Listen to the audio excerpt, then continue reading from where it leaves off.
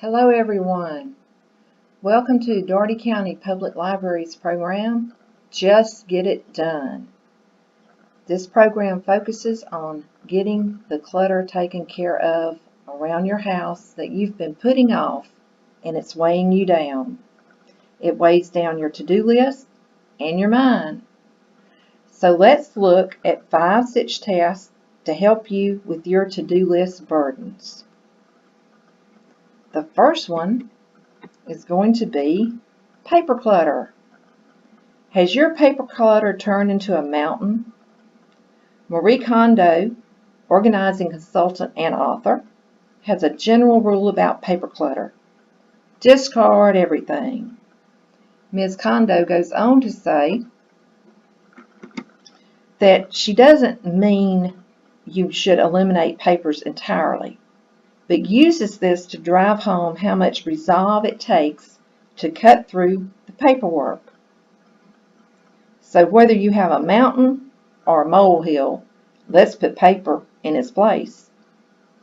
First, you need to start by gathering up all your papers and putting them in one place. Look at each paper, taking them out of envelopes as you go along, removing any advertising or unnecessary clutter, and putting these in your trash container to get them out of the way. Skim over the content and place them in one of 3 general categories. Pending. Your pending category needs an action, so place it in a box or to the side to keep it out of the other paperwork. Must keep papers. These are papers you need to keep for an extended amount of time. And lastly, want to keep papers. Now these papers will bring you joy or hold a special memory. But let's admit it, this should be your smallest amount of paperwork. All right, now that we have placed them into the 3 different categories, let's go through each category. Pending papers. With pending papers, you're going to go ahead and put them in a permanent folder or container, then file or scan after the pending status has been completed. Pending papers would be things like outstanding bills. After you pay the bill, go ahead and file it or scan it to get it out of that pending status. Our next category, must keep. The must keep category is for paperwork you need to have for an extended period of time, such as an insurance policy, warranties, tax forms, invoices. You can scan them to a USB drive or your computer or tablet, or you can file them alphabetically or by category. After you decide which way you're going to go with them, if it's filing the physical paperwork, let's go ahead and put them in labeled folders and place them in a cabinet or on a shelf in containers. Of course, you may also use filing boxes or totes. Just be sure to mark the boxes or totes on the outside with their contents. You may have papers that you really don't need to keep the originals of, and these would be the ones you would want to scan. Go ahead and make a pile for your scanning, and you'll do that later, so you do everything at one time and it's really a more efficient use of your time. Our last category, want to keep. So before scanning or filing, ask yourself, does this bring me joy? Does this hold a special memory? If the answer is no, go ahead and get rid of it.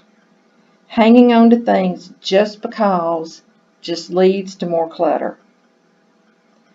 So unless your want to keeps bring you joy or are truly necessary, take a picture or scan it and then toss it into the trash or the to be shredded pile. All your other papers that are left should be discarded or shredded especially the ones that contain confidential information. Now, here are some things to consider when deciding what to keep. How long have you had this? When do you need it? Can you find it on the internet? How much of a problem is it or could it be if you do not have this paperwork? Does it bring you true joy? Does it hold a very special memory? What would you say from the shredder if someone was about to shred all of your paperwork? Things to think about. Now, here are some things you need to remember. You should keep tax records and supporting documentation for 7 years. You should keep insurance policies as long as they are in force. You should keep proof of payment for property taxes. You should keep car or other vehicle titles until you no longer own the vehicle. You should keep loan paperwork until the loan is paid off. Then keep the receipt of final payment. And you should keep investment paperwork. Now, you can keep these by scanning if you do not want to keep the originals. It is your choice, and you should consider all the options of safekeeping and choose what is right for you. Now, how are we going to store these papers to avoid clutter?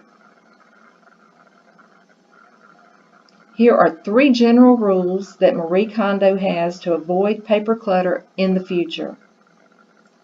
Categorize every sheet of paper in a way that works for you.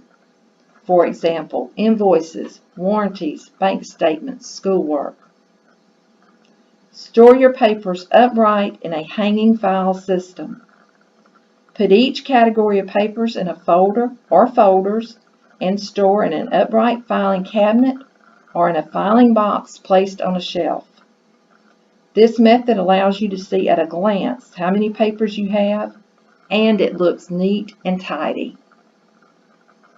Make a pending box for papers that you need to deal with that day, week, or month. If it is for more than a day, have the papers divided or put in separate folders. Then once you have dealt with the pending papers, discard them or file as needed. Once you have sorted and decided where each category belongs, examine your space to determine your storage capacity. If papers start to overflow, you know it is time to make changes in either more storage space or elimination of paperwork. By doing this, you can stay free of paper clutter, easily locate paperwork, and have a tidy space. All those things sound great, don't they? All right, paperwork. It can be a challenge, but it's worth putting forth the effort and conquering that paperwork. So let's move up our stairway to old appliances. If you have countertop appliances that are broken, it is time to take back the space and recycle. Old appliances do not belong in the trash. You can locate the nearest recycling location by going to www.earth911.com. Click where to recycle in the top bar. Enter your item, such as toaster, and your zip code. A list will give locations that accept outdated and broken appliances. Now, if there are no options for you, you can consider selling your items to a metal recycling yard that buys scrap metal, or some towns and cities will have a special area you can drop off your old countertop appliances, or designated times throughout the year when you can drop off or put out curbside for pickup.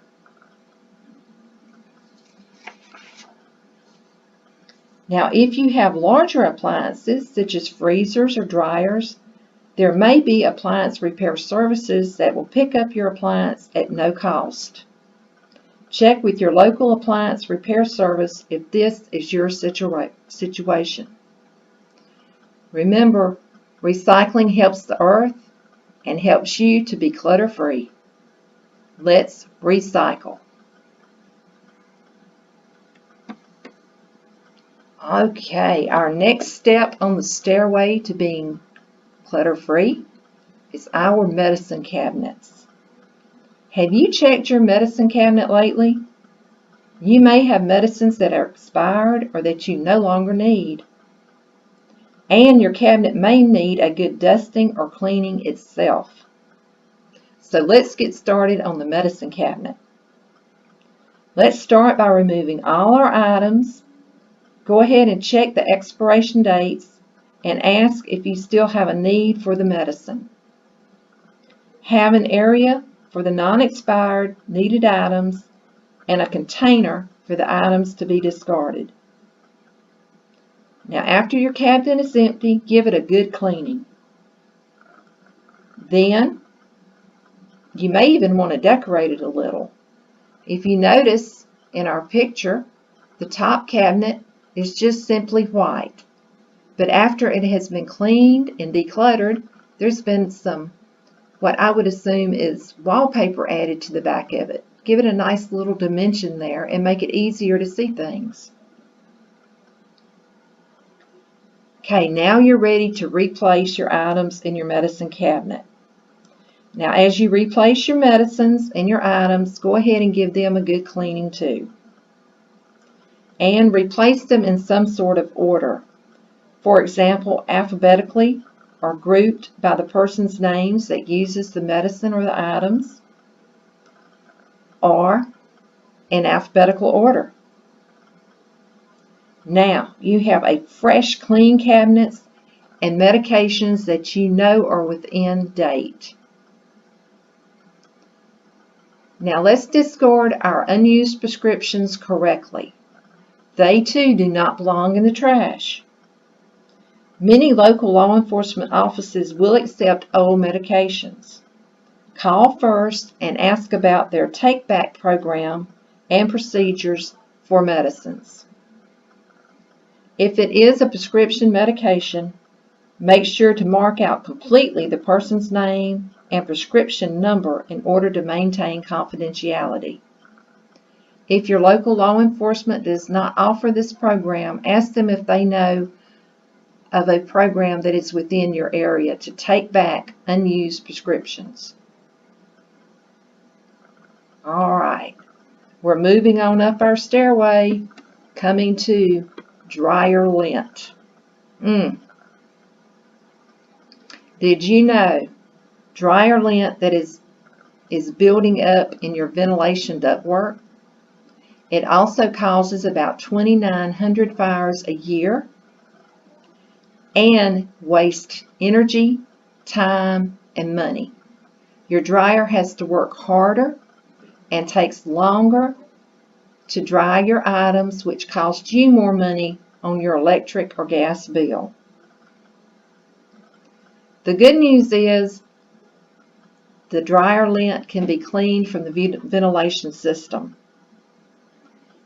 Now you can do this yourself. If it's an electric dryer, you just simply need to throw the breaker on the dryer and then unplug it. But if it's a gas dryer, you may want to consider hiring someone to do the cleaning for you, because you have to move the dryer from the wall. There is a chance that the gas line could be disturbed, and gas lines should be tightly attached at all times. Gas leaks are very, very dangerous. Something to consider. However, if you choose to do it yourself, you should, like I say, shut off the electricity or the gas and unplug the electric dryer. Then you have to pull the dryer back from the wall, remove the ventilation ductwork from the back of the dryer, and then using a vacuum cleaner, a long brush, or a dryer lint cleaning kit that you can purchase at home improvement centers or online, go ahead and clean out your ductwork. This should be done probably about once a year, depending on how often you use your dryer. So carefully consider which removal method for you and your family is right. Whether you do it yourself or maybe you should call the professional in to have it done. You need to start the process of dryer lint ventilation ductwork buildup removal for a safer and less wasteful clothes dryer usage. I actually know a lady who had a house fire that was caused by this very thing. She had dried some clothes early in the morning, stayed home, then after lunch around 3 o'clock she ran to the store, was only gone for about 30 minutes, came back home and her house was on fire. Fortunately, the house did not burn up completely. However, she had a lot of antiques and they suffered a lot of smoke damage. And even more important, she had a parrot that she had had for over 20 years in her home. And this lady, who was in her 70s, ran into the house, got her parrot, and got out. Both got out safely and without any harm. But it was all due to the dryer lint buildup. So this actually does happen, and it scared the lady to death. And then, of course, she had to have all those wonderful antiques cleaned of smoke damage. That's all I'm going to say about that. The pictures, of course, speak 1,000 words. All right. Guess what? We're almost to the top. We're moving on up, and digital clutter. Oh my, if you have an electronic device, you most likely have digital clutter. Our great-grandparents didn't have this problem, but we do. It's the clutter in our electronic devices, whether it be computers, tablets, phones, or all three. It's all those videos, pictures, documents, voicemails, and emails. It's those email addresses that we had in the past and we no longer use. Now the good news is you can delete, upload, or download onto an external hard drive or USB device all that clutter. You just got to get started. So what are we going to start with? Let's think about it. If it was me, I would start with pictures because I have a lot of pictures. So let's go through our pictures and just go ahead and delete those undesirables. Those out of focus shots, those shots of your thumb, shots of your feet, things you don't need, the duplicates, the do not wants. Why did I even take this picture? Then the ones that you do want, go ahead and upload to your cloud or download to an external device. Now this is going to free up memory, so of course you can take more pictures, and it may even make your device work a little faster. Next, let's move on to videos. Same procedure as with your pictures. Go through, and the ones you know you don't want, just go ahead and delete them. Then go back and look. Maybe on a second glance there's some more that you don't want. Delete those. The ones that you do want, go ahead and upload to your cloud or download to your external device. And this should actually go a little bit quicker for you because you've already gotten into the mindset of deleting and uploading. Next, the last one, emails. Now this may take a little longer if you allow those emails to build up. It could be in the hundreds, it could be in the thousands. So let's go through and delete what is obviously not needed. Make sure you go ahead and check those you are unsure of, and then delete or file in a folder as needed the ones that you want, and complete your task with the remaining ones, filing them in folders as needed. Now remember, you need to check all of your boxes, including spam. Then make sure to delete your delete or trash box, for those emails are not gone until you delete the deleted. And if you have old email addresses and you can remember what they were, go ahead and get rid of those. There's no need in having them floating around out there on the internet.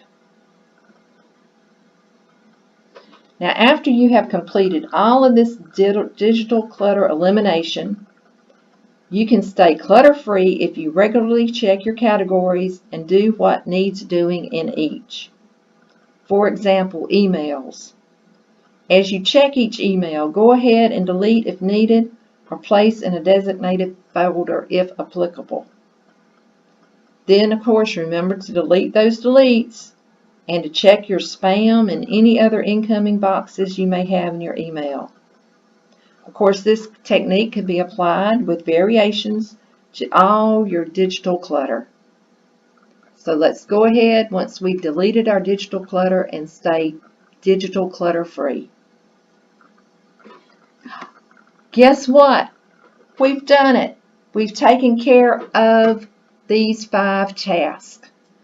Don't you feel better? You've lightened your to-do list. You've lightened your mind burdens, for you have gone ahead and got it done. Do you feel like celebrating? Go ahead, do a little dance. Give yourself a round of applause. Pat yourself on the back because you have completed your decluttering jobs. You know it feels good. It feels good to have more space, to be thrifty, have more memory in your electronic devices. You have indeed lightened your to-do list and your mind. Now, after all that celebrating and dancing is finished, maybe you want to go ahead and move on and do some more decluttering because it feels so good to be free of stuff you no longer need or want. Then you can have another celebration for going above and beyond your initial decluttering. I hope this program has been an inspiration to you, has helped you move along in your decluttering. Thank you so much for joining us. Everyone, go out there and declutter, then celebrate. Listen, have a great day, and we'll see you again soon. Goodbye, everybody.